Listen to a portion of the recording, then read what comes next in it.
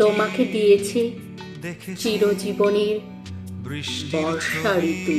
এখন আমার বর্ষাতে আর নেই অধিকার। তবুও হৃদয় জলদ মন্ত্রে কাঁপে যেহেতু, চোখ ঢেকে তাই মনে করি ক্ষণিক বিকার।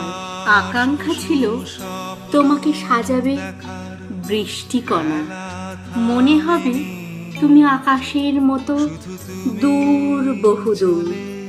তখন জানি না বর্ষণে আছে কি যন্ত্রণা, বিচ্ছেদ আর লাগে না আমার তেমন মধুর।